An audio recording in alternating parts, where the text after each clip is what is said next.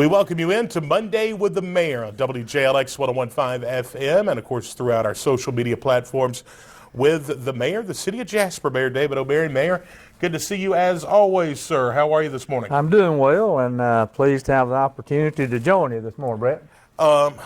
Since the last time we talked, a lot of things going on with the city.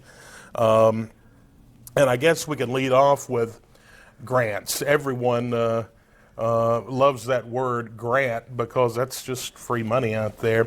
And but it's in demand. A lot of people going after it. The City of Jasper obviously wants their fair share. And I believe you did very well. I think a couple of grants coming through. We'll talk about Governor Ivey and the DECA grant, $500,000, I believe. What will that be used for?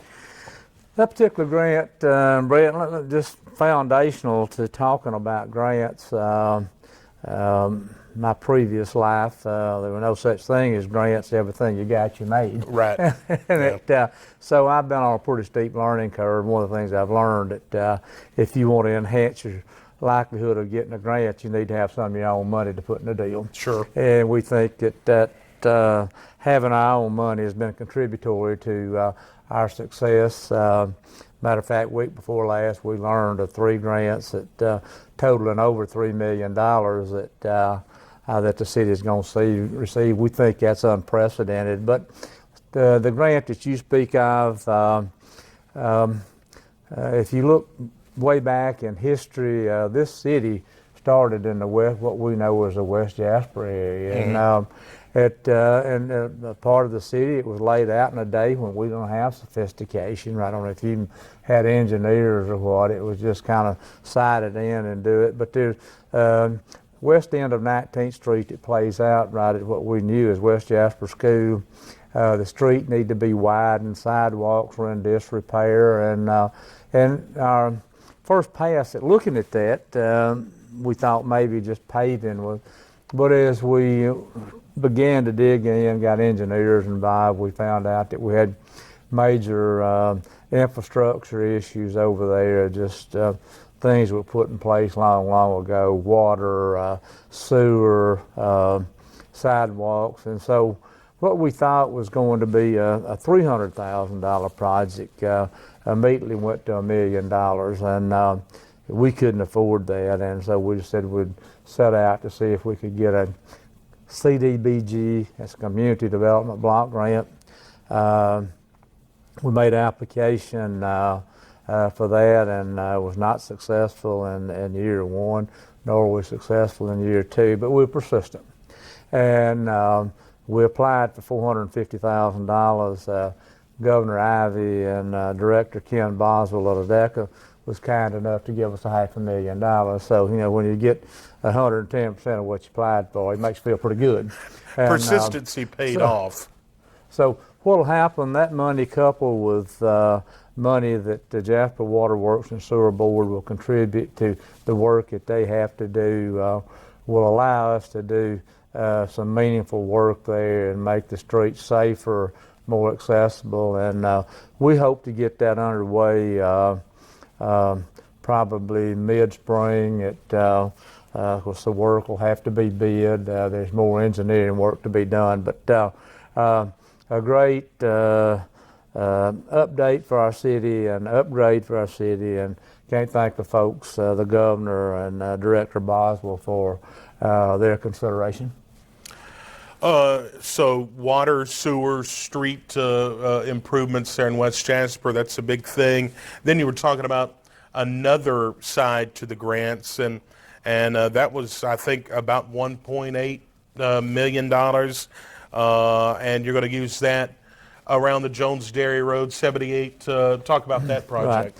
Right. It's an A-Trip 2 grant that there's so many acronyms that today that I can't keep up with them, but A-Trip stands for the Alabama Transportation Rehabilitation Improvement Program. And the stretch of Highway 78 will always be 78 to me. It won't ever be 118. Right. Yeah. And but when that area, that stretch of road was designed, and we have a urgent care on the north side of the highway, Sonic, and then you have Jones Dairy Road runs pretty much north and south, and our medical clinics there.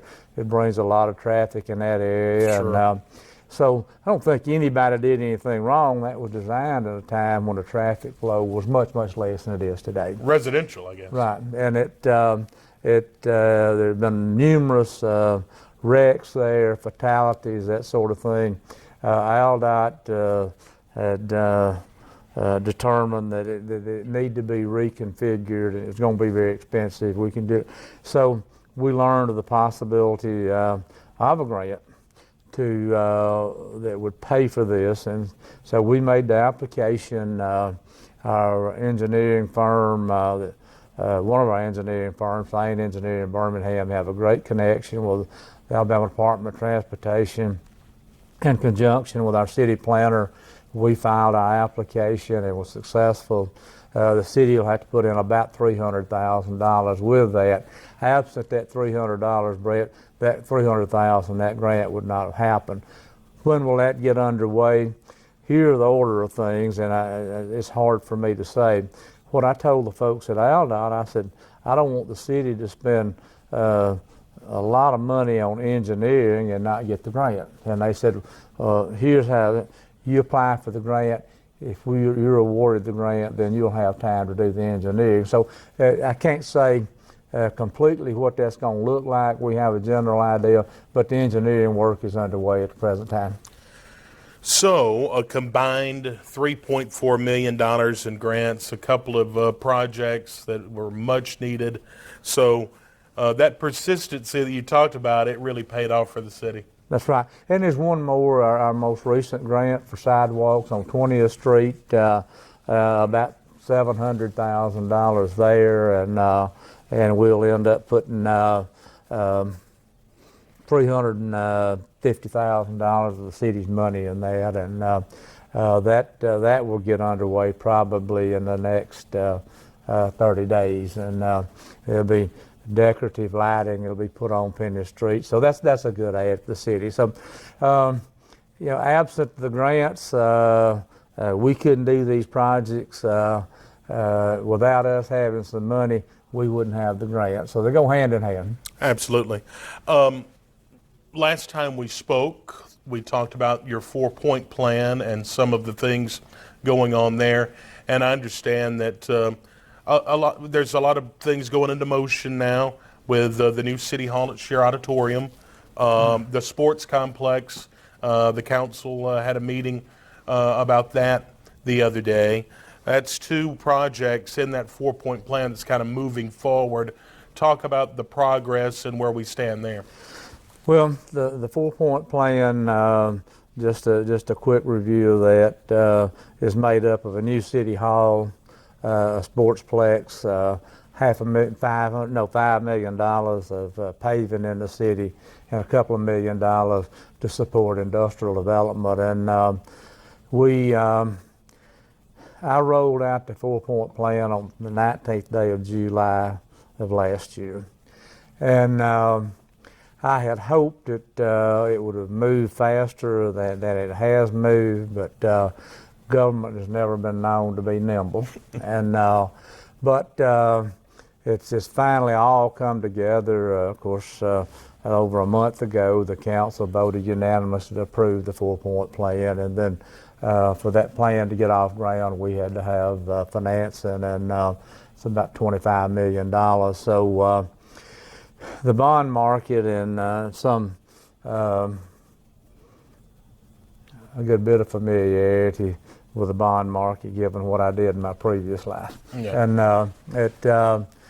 And the markets are moving, and the interest rates are moving. You could really dig deep into that. But in our trying to move this along, the financing cost was moving up significantly, and I won't say it put this in jeopardy, but it could have brought about some curtailments in these projects, and we may still have a tad of that. Let's hope not. But anyway, our bond folks yesterday struck a deal with for pricing on our bonds, and I won't disclose that just yet because the council has not been made aware of the details, and I don't think that would be fair.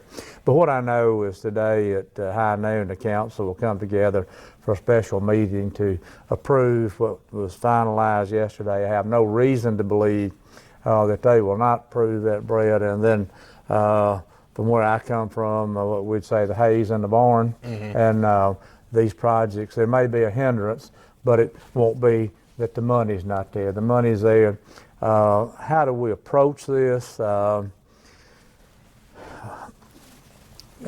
I told our council members, I said, you know, the final approval of this rests with the council. I don't have a head of steam about what that sportsplex should look like. I know something about paving, and I don't know what a city hall ought to look like. So what I did, and this is within the mayor's authority, it's administrative, the mayor's the city CEO of the city. I asked 3 of our salaried folks in our city, one to head up City Hall, one to head up the sportsplex, one to head up paving. Of course, we have 5 council members. I paired 2 council members with a City Hall leader, 2 with a sportsplex leader, and then 1 with a paving leader. Now, why do that? I think that gives us a greater likelihood of getting a plan quicker and being able to reach consensus. You know, if I went out and plugged in my thoughts and ideas, then you got to get across whether they like it or not. And there's no reason for that. So I'll be talking to the council today about that. The other thing is we don't want to move so fast that we make bad decisions, but we know that inflation is moving along at a rapid clip, and it erodes the purchasing power of our money. But I'm optimistic that we'll have plans in place. I talked with our team leader on paving this morning. They had a meeting this morning with our engineering firm, and they believe late spring, early summer. And of course, that's the best time to put down asphalt. Sure, absolutely. That'll get underway, Brett. So the 4-point plan is moving along. Touch a little bit, maybe a little bit more about Share Auditorium and the new City Hall. So you've got everything in place there. And also talk about the team aspect. I like how you broke that down to kind of delegate where folks could work on different projects. Because like you mentioned, you don't want to make bad decisions, but with inflation and everything going the way it is, you do want to get the biggest bang for your buck. Yeah. Well, let's talk about Share Auditorium. Fellow stopped me, I stopped talking to him in his office, and he said, "What are you going to do for parking at Share Auditorium?" I said, "We're going to have plenty of parking." First thing to understand is that this building will not be demolished. It'll still play a role in housing portions of municipal government. You look at the parking spaces along, I believe that'd be 2nd Avenue. If the council so chooses, and I would expect they will probably claim those parking spaces for City Hall. We have parking behind, we have parking on the south side of it. That will be the administrative functions of government's what will go there. The court function will remain here, paying your garbage bill, but you'll have council chambers there. The city clerk and her staff will be there. The mayor's office will be there, and in the architectural firm that has already begun work on this. That contract's been approved, and I expect we'll see some conceptuals coming our way soon. I think it'll involve our City Hall team. They'll travel to some other places to look at City Halls to see what works. I have no idea what a City Hall should look like, but right. Our focus will be building something that will serve the city long term. Finally, let's talk about social media critics. You put something out on social media You're obviously going to get all kind of feedback, whether it be positive or negative. Talk about some of the criticism, especially maybe with the sports complex. Well, I'm convinced. I saw it in my previous life in here too. There'd be some folks opposed to going to heaven. That's Right. That's true. But I read these things, and I won't call names, but let's see here what we said.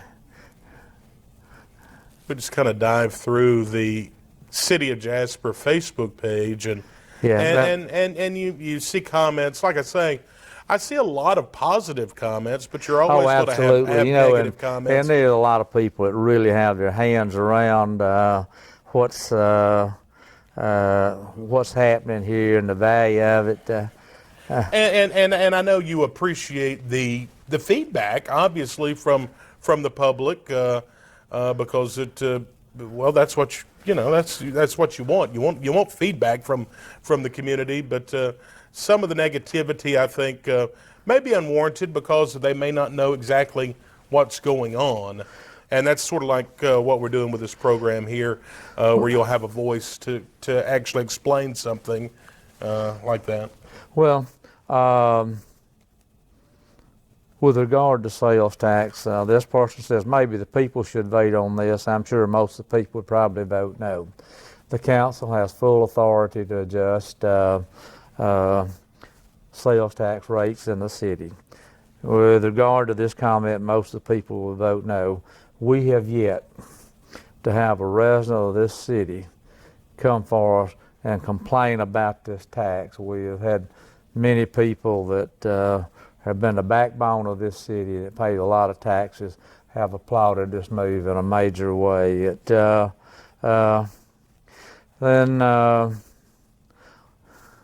It would be nice if Jasper would get something to build everyone like a movie theater. The movie theater business is as dead as Abraham Lincoln. Right. It ain't going to happen, folks. Right. I tell you, and you know that as well as I do. I think we have enough sports fields. Absolutely, we don't.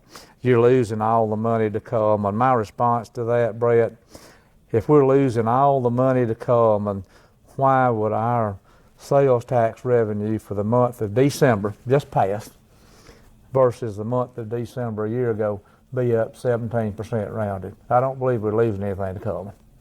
No, well, let's see that's what a good else. point. Yeah. So, sales tax was raised for a sports complex. It had yet to be discussed more than ideal. False. And then the idea didn't have any details as to what it would be. If you're going to build a new house today, I don't think you'd know exactly how many square feet it would have in it. I don't think you'd know the room layout or whatever. We know how much money we can spend, and you build a sportsplex within the parameters of the money you have to spend. And then somebody went on to say, who at the table knows anything about sport? Sitting at that table was a gentleman by the name of Robert Nelson, who is a professional engineer who owns Nelson and Associates Engineering Firm in Birmingham that's designed multiple parks and whatever. He provided all the gray matter that needed to be provided at that meeting on design and recommendations and that sort of thing. And this team I'm telling you about will work with Mr. Nelson, another engineering firm, to begin to figure out what it should look like. Again, something that can serve Jasper as best we can determine today. Nobody can see a second into the future, but what this thing should look like, and then living within the parameters of the money we have. And so that's it. But a lot of people really have their hands around it, and I appreciate that. And what folks that have these, I do a little program, Mayor's Weekly, to you send your name and where you live and your phone number. I don't address anything that's written with a poison pen, but we'll address that. If you feel strongly enough about your counterpoint, I'll invite you to come join me. Sure, absolutely. Well, I hate that people find negativity in progress, because really that's what it is. I mean, negativity in progress, because I look around and I You see a lived lot here of all stuff. your life, haven't Yeah, you? I have. Okay. Yeah, I have, and I've seen more going on in the past few years than I have in a very, very, very long time, and that's something that I can appreciate. Well, you know, thank you. you know. And our my sole mission, this administration's sole mission, is this. It goes hand in hand. Good government bringing value to the taxpayers of this city. We work toward that end every day. Well, Mayor, appreciate your time as always, and we'll get back together soon. I know you have a lot of things working, and once those come to fruition, maybe we can sit back down and talk about those as well. I would welcome that opportunity. I look forward to hearing from you. Monday with the Mayor, here with Mayor David O'Mary, the City of Jasper.